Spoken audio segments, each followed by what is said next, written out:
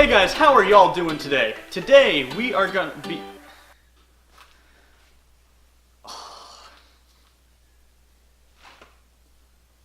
Hey guys, how are y'all doing today? Welcome to this episode of Jake Makes.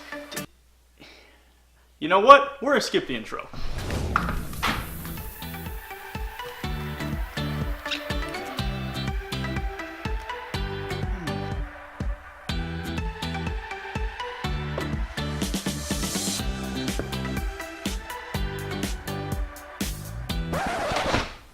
You officially just ruined my video. Whoops. Pardon me for one moment. What do you need? I need a crest match. We're building a medieval flail. Am I in frame? We're building a medieval flail. Does this look like an eye? It's an eye. That's an eye. Okay, so the challenge for today, the plan, is to build this flail completely out of scrap metal I have laying around. Like a chain, and a metal rake, some black iron pipe, some bar stock, some more mild steel bar stock. Okay, this isn't scrap, I bought this. And the handle I'm thinking I'm going to make out of this handle. I might not though, I might make it from scratch out of a piece of wood. I haven't quite decided yet, I'll have to figure that out as I go. First thing to work on is going to be the main ball section, which is not going to be either very humongous or very ball-like, but it is going to have some spikes, which makes everything better. I'm going to make that section out of one of these pieces of pipe. I'm going to cut this metal rake apart in the middle and use these pieces as the spikes, which I'm going to connect on one side and one on the other side to make big spikes. Then I might weld up some other spikes on the sides in between these spikes. Depending on how it looks, I might add some bolts in there, etc. I'm not quite sure yet. This round stock I got to make some chain attachments. I'm going to bend it around into a circle and weld the ends shut, and I can use that to attach the chain to the pipe and attach the other end of the chain to my handle and the metal piece that's going to be on the handle. I'm well aware that was very confusing. Why do I even try to explain? I don't know. First of all, we're going to start working on the pipe. Alright, now to find out how long we need our pipe, number one, we're going to take the rake and figure out how long the pieces are. We're going to cut it right here in the middle. Those boys are weed whacking. This shop is not soundproof. Couldn't he have chosen to mow another day? Because the world revolves around me. You know what? I'm going to go ahead and cut this piece first. That'll make stuff simpler. Time for the angle grinder.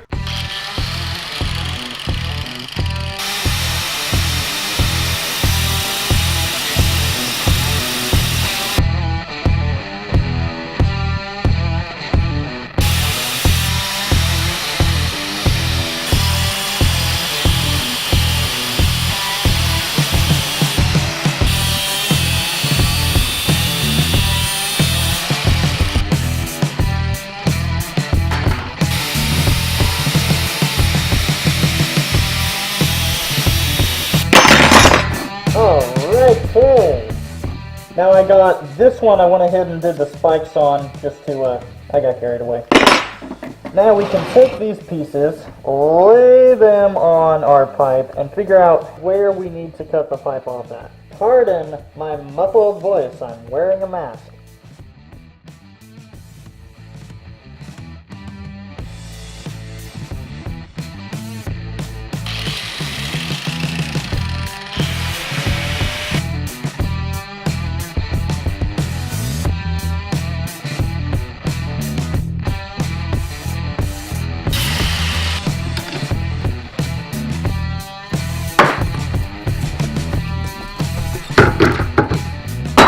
Okay, now what we can do is put our pieces, lay them out over top where they're gonna go, block that, and trace it. going to mark where we're going to drill the holes. One there, and one there. Now because this is a scrapyard mace, I think I'm going to use these nails to hold it together. I'm going to drill a hole through, stick the nail through, then hammer the other end over like a pin. I'm doing that because it'll look really cool and scrapyardy, and because I don't have any bolts. Depending on how strong this is, I might also weld up along there. But before we do either of that, let's go ahead and spikeify this one.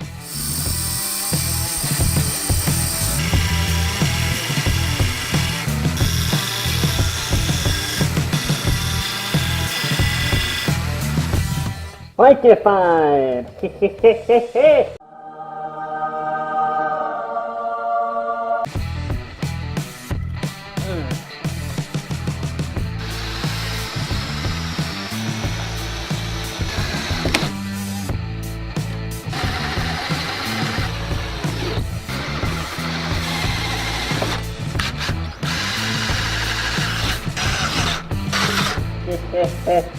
Okie dokie, now we can put it together. Hopefully without getting spiked.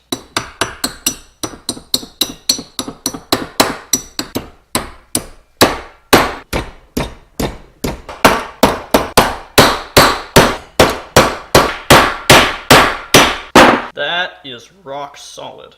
Wow. I wasn't expecting it to be that solid. That is solidio. I ain't moving.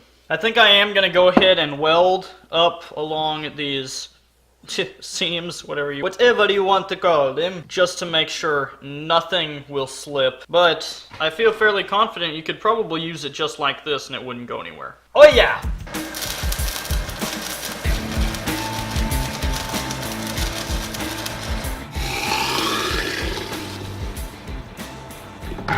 Oh man, this thing is absolutely vicious looking. Good night, that is awesome. Yeah, my welding is still terrible. But you know what, I think it looks a little lacking. So obviously, we have to add more spikes. Can you ever have too many spikes? That's the real question. Can you have too many spikes? No. So I'm going to take this other piece of mild steel bar stock. We're gonna stick these about perpendicular to the other spikes already on there. So I'll go ahead and lay that right here and mark it at the correct length. Okie dokie. Go ahead and cut that out.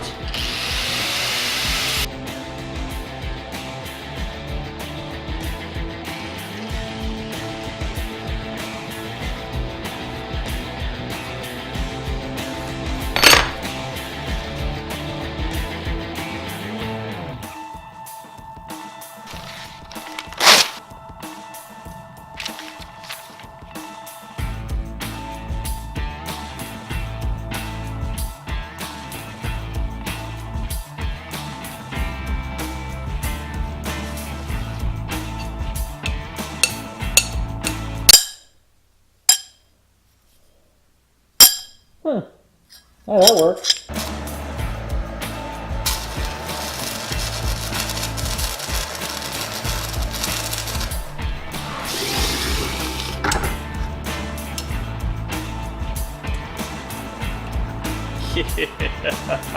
Oh man, that is frightening. Emergency timeout here, people. After getting the whole thing welded up and looking at it for a while, I realized that it will look a lot better if instead of the spike thing being at the bottom, this is the top of the thingy, and I attach my chain to the top like this. And then what I'm going to do is cut off this bottom section flush with the end of all my pieces here, right about here. I think that'll make it look a lot nicer. And there we go! A lot better. Alright, now let's drill a hole the same size as our round stock through the top part of this thing.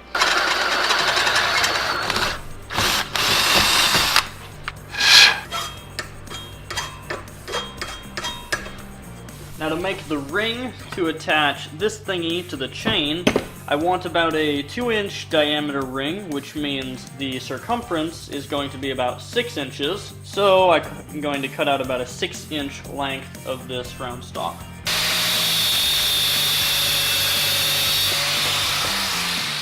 Right, now let's see if we can bend it.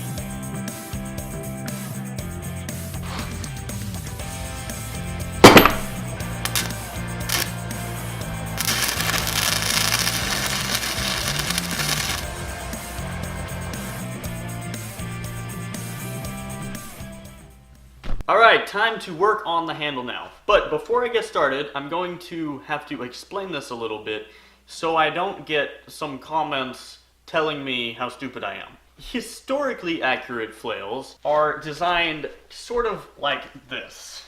You have your handle like so, and then you have the chain, and then you have your big spiky thing. Now, these things are designed in such a way that the part of the handle that your hands would be on when you're holding the thing, the chain here must only be the length above that. That was a terrible way to say that. You want the length of the chain to be short enough so that when the thingy swings around and the ball accidentally would come in contact with your handle, your hands would be out of the way and would be safe, because where you would grip it is out of the length of the chain. I know I'm explaining this terribly, but do you follow me so far? That's the way I've heard that they're supposed to be done. Now, it is actually a rather debated topic as to whether or not flails were historically used, or whether they were just sort of fantasy inventions of the modern day. And I really do understand that, because flails are very impractical weapons, to say the least, and a lot of the times they are nearly as much a danger to the user as to the person whose head you're trying to smash. They're difficult to control, and you are pretty much always within the danger zone of your own weapon because you're swinging this giant spike thing around on a string. And I can really understand why a lot of people think that they are fantasy creations. I would probably venture to say that's likely true. But I'm no historian, although I do dabble. However, I don't like this type of flail. I think it looks lame. So I'm going to go for a more fantastical approach and make an unsafe one. Now, I'm no fool, although that's also a debated topic, but I've done a bit of practice with flails before, and I'm very confident in my ability to not brain myself or smash my hands. So I'm going to make a unhistorically accurate version with a short handle, much like you would see in movies. You have a short handle with a very long chain, and then you have your ball spike on the end of that. I'm doing this because I think it looks a lot cooler, and if I'm going to make one, I would rather own one that looks like this, because it's a lot cooler. Hopefully it doesn't end up like this, with my blood all over it.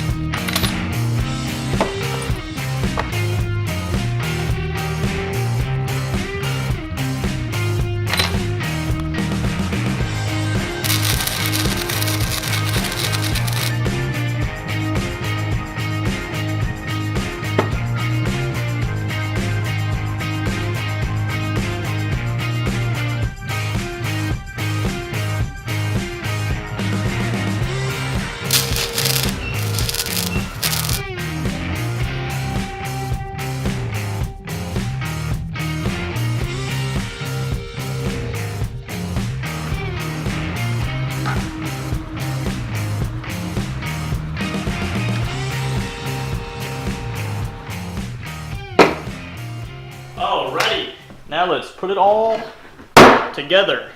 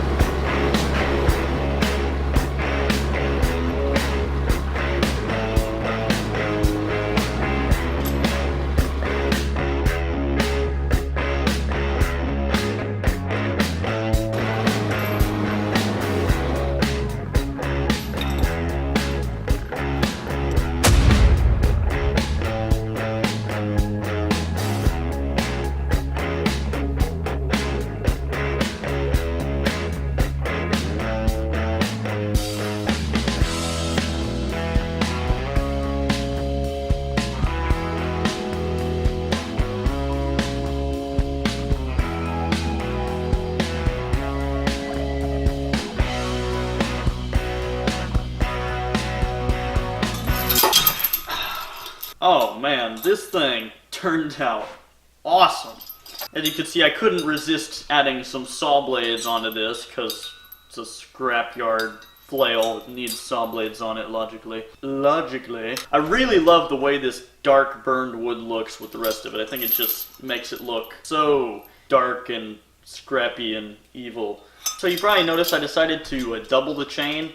I did that because this chain is pretty thin. It's not super big, and it would have looked kind of silly to have just one little bitty chain holding the thing up. So I did 2 chains to make it look beefier.